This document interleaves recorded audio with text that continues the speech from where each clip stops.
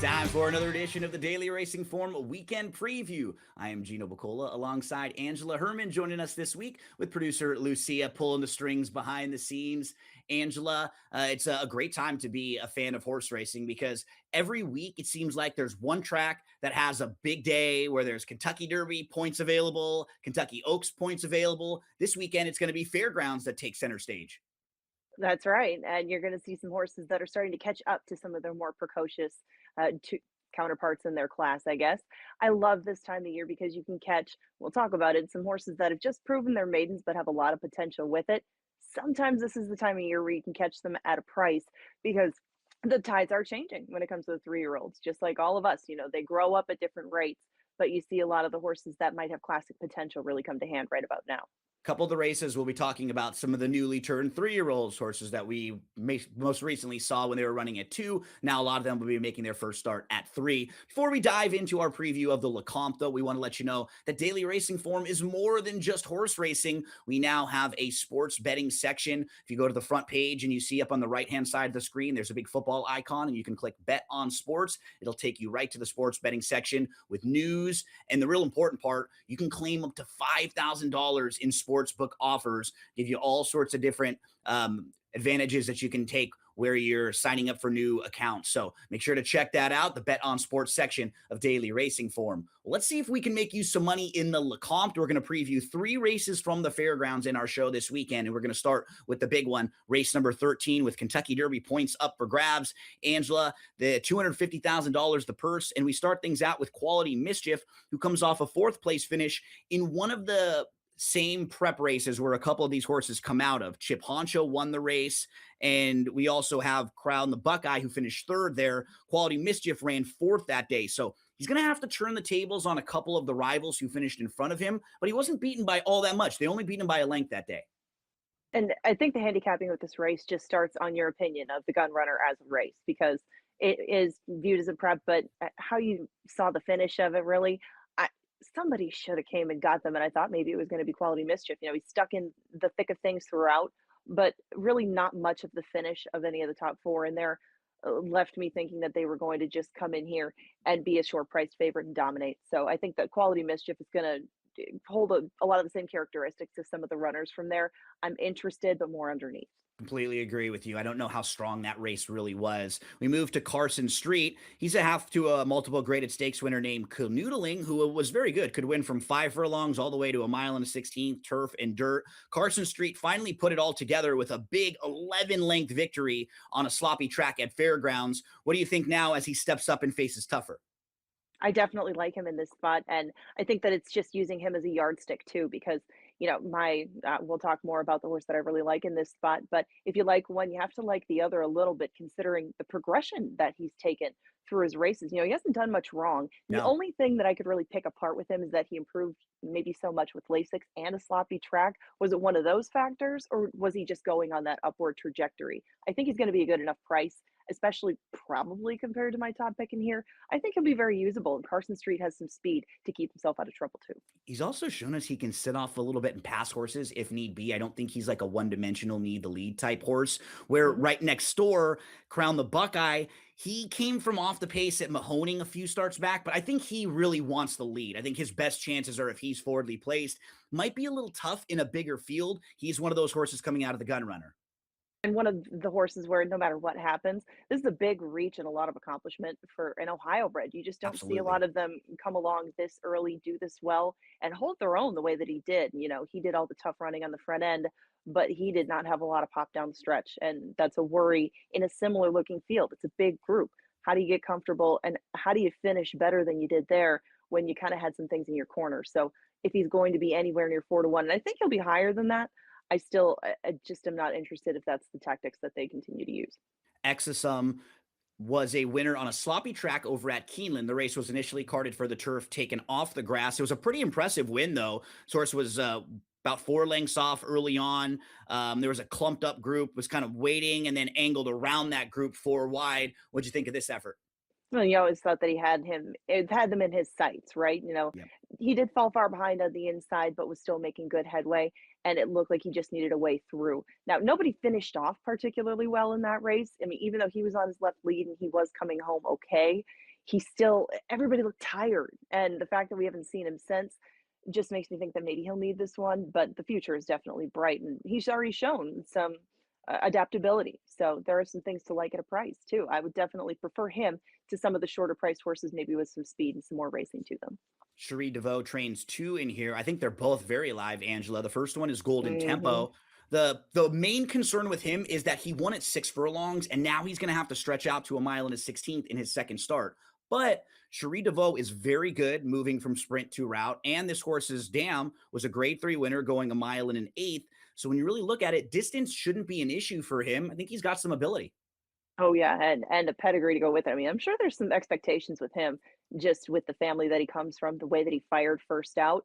But if both he and another DeVoe entrant are in here, that one has two-turn experience That's on the him. key. And I think he's gonna probably be a shorter price. I would guess maybe a little bit. I would just say that even though the ability might be there for both of them, progression might still lie ahead of him. I think that he might just be a little bit of an underlay. That's all. Jose Ortiz chooses him, I would assume. I don't think it was an easy decision, but you sign with the best team long term. You stick with it, wins or losses when you see the potential there. And I'm sure that it is with this horse. Couple live runners all in a row. Thunder Buck broke his maiden on December the 20th at Fairgrounds while he wasn't in the Gun Runner, which was on that same day. I think he might have been more impressive than the horses that were in that Gun Runner stakes race that day, Angela. But he did finish behind Chip Honcho in the debut, so he will have to improve on that rival. But still, if he did take that big step forward and they got emboldened, like, hey, we just ran just as well as those guys did, and he had hung with them previously in the maiden ranks. I think that he very much deserves a shot in here. I know he's cross-entered, but I think that they're going to go in this spot, and I think that he deserves it. And I think that this is the kind of spot where you would want to take a shot with a horse like him.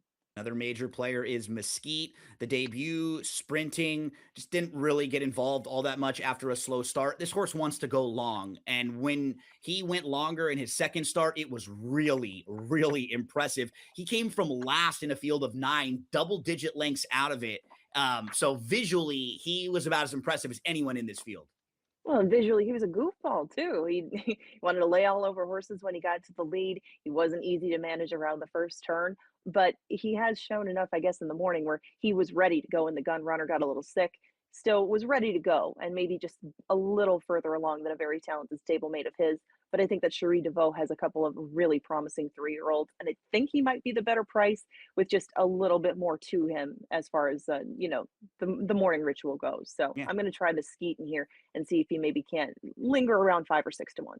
White Tiger showed some speed last time out. After stumbling at the start, he still was able to get to the lead. I think he's a pace factor at least in here. I would think so. And White Tiger, I think, will run all day. It's just whether or not he can do it right now. He can do it off rest. And if he can take it away from Churchill. Sometimes horses really like Churchill. I say especially their turf, but he just has some questions to answer. And with the connections that bring him over, the price might not be right for that kind of horse. Chelly is actually cross-entered. He's one of the horses that will not be running in the Lecomte on Saturday, so you don't have to worry about him. We can move to Stop the Car. I mean, he's another coming off a nice win last time out. That was over at Churchill Downs. He's 2 for 2 so far, shown us he can win sprinting and going long. What do you do with this guy? Some upside with him. It hasn't come back as the most live race that he exits.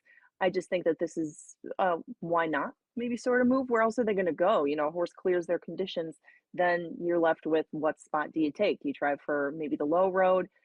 I think that they're taking a shot that he deserves because they found that maybe this field isn't very experienced, where he has some professionalism to him. That will definitely work in his favor, especially to get down towards the inside.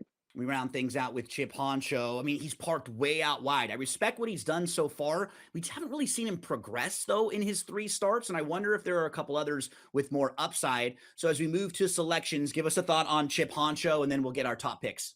The Chip Honcho would need just about everything to go his way. He can do it, but he would really need some things to fall apart, maybe for some closers not to fire. Price won't be right, so I'm going to take a pass.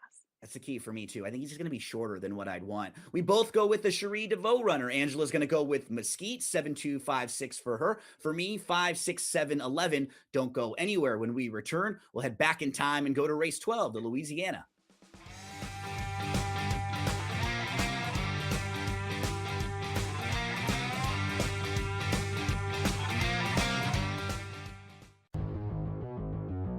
Buy or sell. Tua has made his last start for the Dolphins. Feels like Sam went easy on this one. if I could be that crazy guy, was it Jim Cramer? Bye. Yeah, there's no way he's playing for the Dolphins again. After he said that statement, there was no way in hell anyway. But once again, new coach, new GM. I don't know how they're going to do the cap hit. It's massive. Fantasy Sports Today, only on SportsGrid. New York Giants, they fired their head coach Brian Daboll. Now, they did that during the season. Harbaugh is the favorite by a wide margin. Looking at Kalshi right now, Joe, 56% chance. 56 that he's the coach. The guy behind him is Kevin Stefanski at 25%. Is this look like it's just a Harbaugh spot? And if not, why is Harbaugh waiting until Monday? Does he want to see if something else opens up? But it looks like he's the heavy favorite and probably will get the job. Pro Football Today, only on SportsGrid. Aaron Rodgers' season and maybe career comes to an end. But I want to start by saying this. We always go to the losing team, it feels like, first sometimes. And I know we're going to spend a lot of time on Pittsburgh.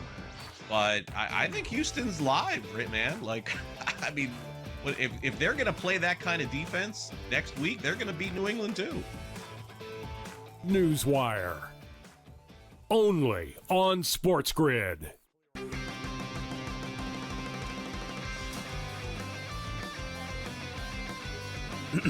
Class is in session. Today, let's talk about the teaser. A teaser is a multi-leg bet where you shift the point spread in your favor. You get better numbers, but every selection has to win. It doesn't matter what you bet if you don't have the insights. Tune into SportsGrid and get ahead of the class.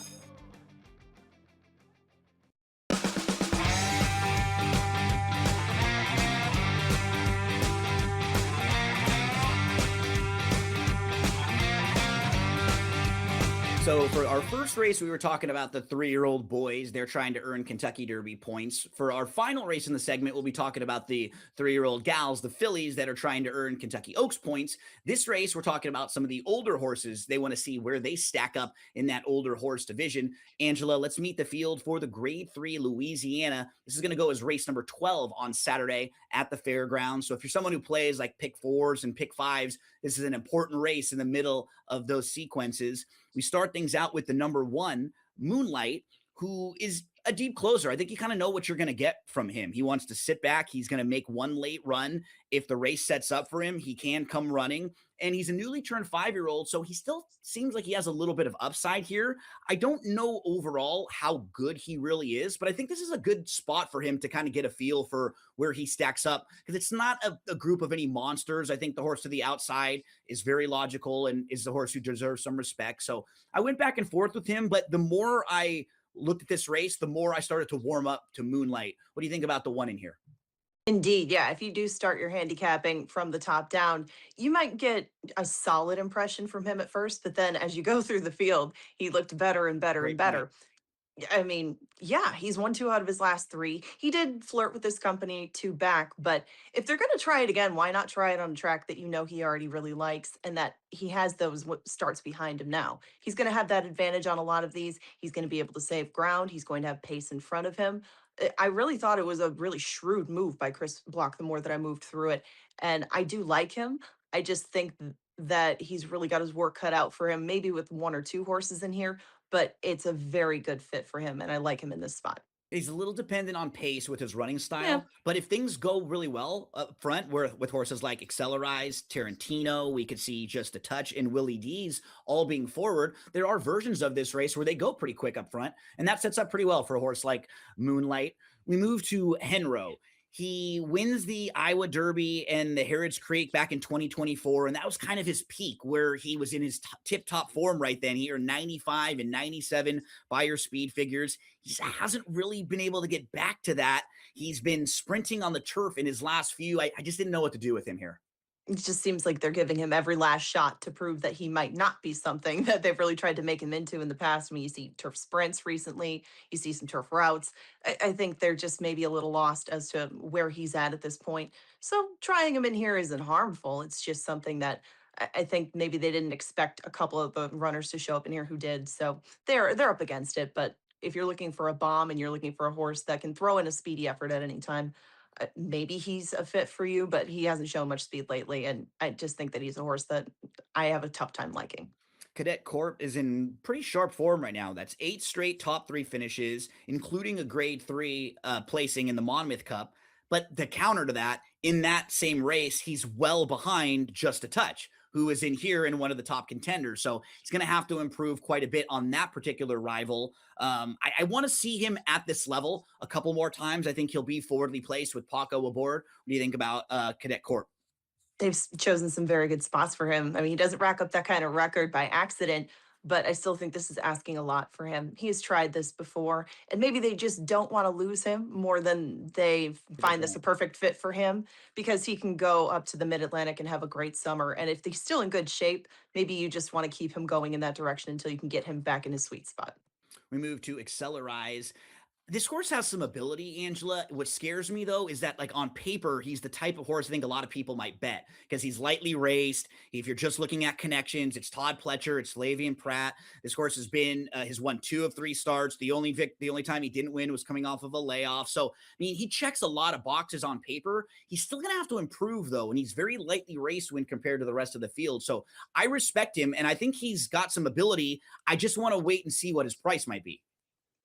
Yes, I couldn't take a couple of the favorites in here. I already really like one of them. So if I was going to try to throw Accelerize in there, and I think he is going to be maybe in the 7-2 range, Yeah. boy, I'd really have to see something on track that would sway me. I think when you get a horse like this who gets towards the lead and shows natural speed and draws away like that, you don't know necessarily if there's much more to it. I remember a long time ago, a horse named Officer was just acclaimed as the next coming, and he could do it all on his own, and he won by 20. But when he got asked to do more, there was no more. Sometimes a horse can just lay it all out there, knows his job, and that's what you got. And I think that might be what they have with him. If he improves, no surprise, but if he does, he'll be a short price. Yeah, I need to see him overcome something too. You're kind of hitting on that, right? Like things have gone really smoothly for him in his wins. He hasn't had to be behind horses, getting kickback, anything like that. Let's see how good he is now when he steps up and faces better.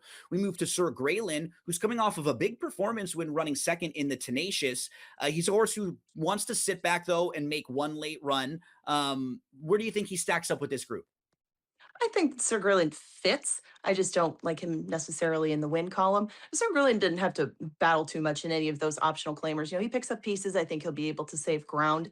Every horse has some excuses along the way, but he's turned in similar results with a lot of different excuses. So underneath sort, very usable sort, maybe a little bit underlaid in the win column, but Sir Grayland is a horse that won't tuck you off. Multiple graded stakes place Tarantino had a really nice stretch of races from like August of 2024 to March of 2025. He stepped up and faced some pretty tough horses recently, like Fierceness, Nisos, Journalism, Skippy Longstocking, First Mission. Those horses just are a little classier than him. Yeah. He's a cool horse, though, and he would be a cool horse to own. You don't want to bet him to win, but imagine owning this horse and going in all those graded stakes. You pick up pieces along the way. You can take him anywhere. You can have some He shows fun good with him. speed, right? He's in the race a lot of the time, gives you a good run for your money, but Exactly. seems like he's in a bit tough here. That's Yeah. Tarantino. We move to Willie D's. I think he's going to be forward. If you put a line through that Lucas Classic, he's run 6 of 7 races for Maker that are very, very good. What do you think about him here? I'm a little against him in this spot. Frankly, he ran pretty big that day, but he also turned into a bit of a standout with the winner. I thought it was a 2-horse race and he didn't win it. So with a big effort there, he would need a bigger one here, I think, to beat Just a Touch, and I don't see that coming. Yeah, and as we move to Just a Touch, I agree with you. I'm a little cold on Willie D's. Just a Touch is multiple grade 1 place, just not many poor performances from this guy.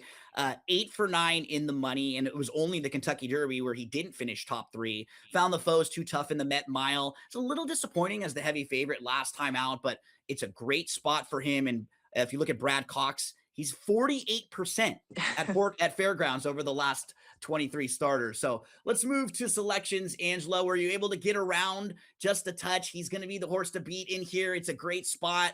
We'll go to your selections. Angela, that's how she's going to stack him up. For me, that's how I'm going to stack him up. But don't go anywhere. The Silverbulletday is coming next.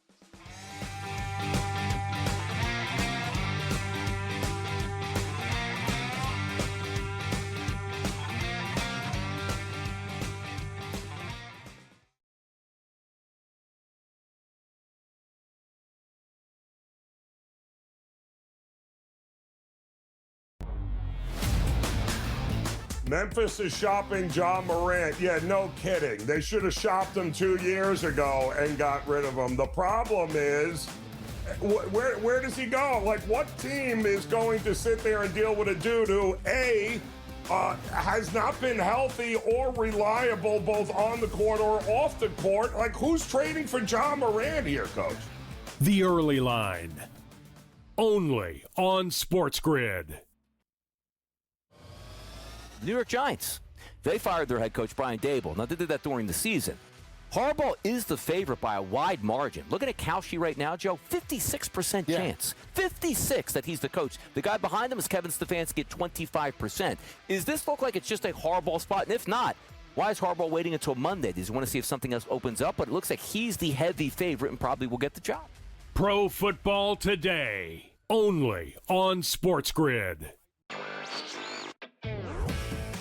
Aaron Rodgers' season and maybe career comes to an end.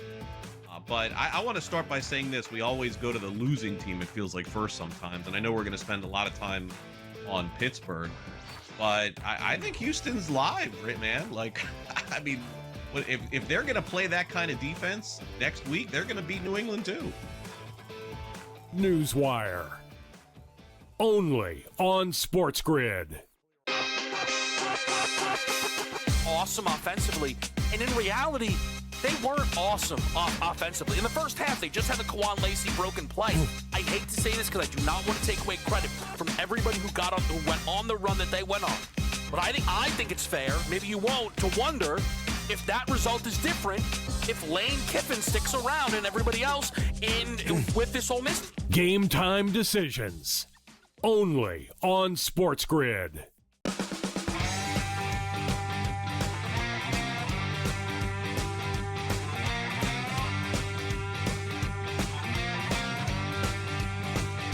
Final segment, we're going to go back in time a little bit to earlier on the Saturday card at the fairgrounds. Race number 10 is the Silverbulletday, and this is a race for 3-year-old fillies. It's an important race, Angela, because these fillies are trying to earn points along the way to the Kentucky Oaks. So we see a lot of this where you have different racetracks. They have these different series of races where you'll see a lot of the same horses show back up 2 or 3 different times trying to earn their points and get qualified for the big races, the Kentucky Oaks and the Kentucky Derby. So don't have the biggest field in here, but a couple talented fillies. And one of them kicks things off right away in this Silverbulletday with Atrapa, who is grade 2 placed. She was in the Goldenrod and she ran behind a very nice filly in there named Bella Ballerina.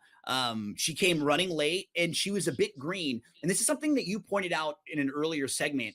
When we talk about horses that might be a little green or a little goofy, if they're young, that's actually a positive because they might even have more, upside when they can put it all together, when they're able to run more efficiently. So I like it when horses are able to run well and still are a little green early in their career. It's just, you don't want to see that later in their career after they've run 5, 6, 10 times.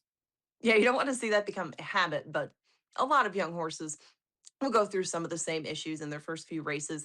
It's just a matter of her and her stablemate not having a ton of speed. And of course, they could develop that at any time, break a little bit better. It's just that she's had a few starts, and I can see a similar race for her setting up in here. And without much pace to chase and being bottled up on the inside, maybe timing could just be everything. All the talent in the world, lots of future with this filly. It's just a matter of being in the right spot at the right time. She's going to be a short price, but she is the one to beat. And in a small field, if they're not going that fast and she's a little farther behind, it might not be easy for her at a short price. We move to Dancing in Old Town, who comes off of a runner-up effort last time out. I mean, both of her efforts are fine. She's still a maiden, though. She hasn't put it all together yet.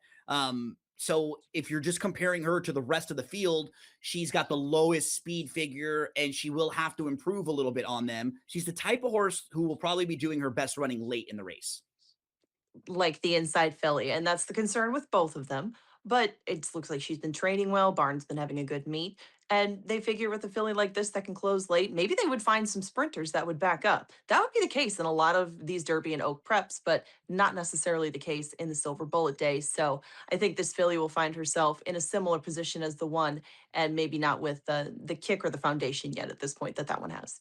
I've been known to blow a little smoke in my day, Angela. White Smoke is the next one coming up, who's 9-2 on the morning line. White Smoke was a very impressive debut winner. That was going 6 furlongs at the fairgrounds for Cherie DeVoe. But she's going to have to stretch out. Now, I go back and forth because I like to see horses have a little progression, but this barn is awesome when going from sprint to route. Have you been known to start as slow as White Smoke did in her debut? I hope not, but White Smoke still was the goods in the stretch, and she would be the one that I would expect to show more pace of the DeVoe runners. She just has to start a little quicker than she did last time, and getting more ground will give her time to correct that. But you still see the potential with 2 of these. It's still just start number 2, and I went with a more seasoned horse. However, I see White Smoke and the potential for the future, and I don't blame people for betting on that. One of the more accomplished horses in here is the Grade 3 winner Taken by the Wind, who won the Pocahontas. And in that race, the 4th place finisher has come back, Dazzling Dame, to win her next 2 races, including the Busanda, by 11 lengths with a huge speed figure. What do you think about Taken by the Wind in here? Taken by the Wind, I don't think needs this race, maybe necessarily as much of a competition, because Kenny McPeak already knows that he has a stakes type filly that likes Churchill Downs. Now, whether she'll take to the distance, maybe that's what they're trying to figure out, but it's still just her 3rd career start. An odd stat with him: 3rd career start off a win in a stake. He's 3 for 44. Don't know how that works out with them being so good first 2. I'm going to give her this one and see if it just doesn't point her in the right direction instead of get her right back on track.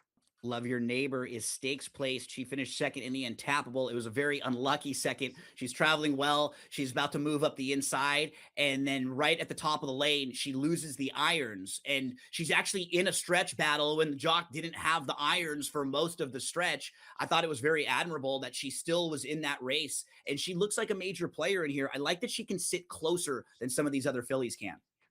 I don't know about you, but I would love to see her on the lead. If a filly who's having trouble winning some stretch duels has some seasoning to her and has some speed, I would love to see her go and just make them come catch her. Because I guess maybe the outside filly doesn't have designs on being on the lead. So if nobody wants to take it, she has a lot in her corner. And I really hope that they get aggressive with her in here.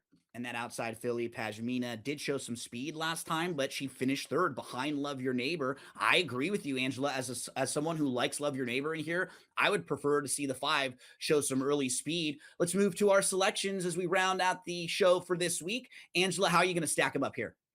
I don't know how we possibly agree in here, but I'm going to see if Love Your Neighbor and the experience and seasoning that she has maybe can't overcome some of the talent to her inside. So I took it 5, 1, 3, and 4. We were the exact same way in this one. Whoever you play, however you play them, we wish you the best of luck.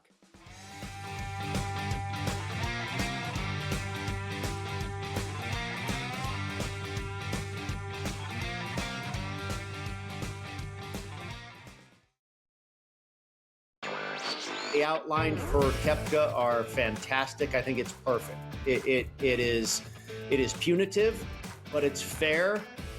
You've got to levy some sort of fine, so to speak, for defecting, and I think they've done a wonderful job of being equitable and punishing him a bit at the same time. I think Brooks ultimately wants to be playing with the best. Newswire, only on SportsGrid.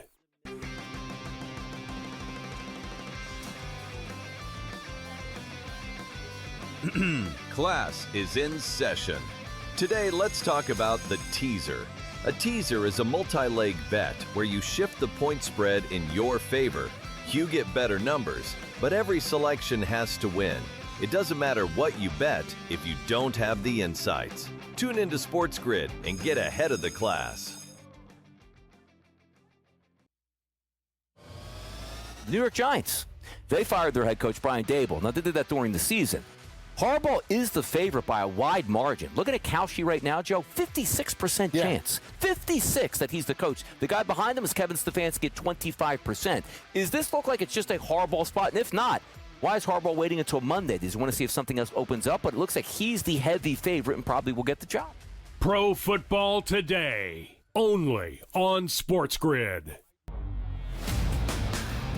Memphis is shopping John Morant. Yeah, no kidding. They should have shopped him 2 years ago and got rid of him. The problem is, where does he go? Like, what team is going to sit there and deal with a dude who, A, has not been healthy or reliable both on the court or off the court. Like, who's trading for John Morant here, Coach?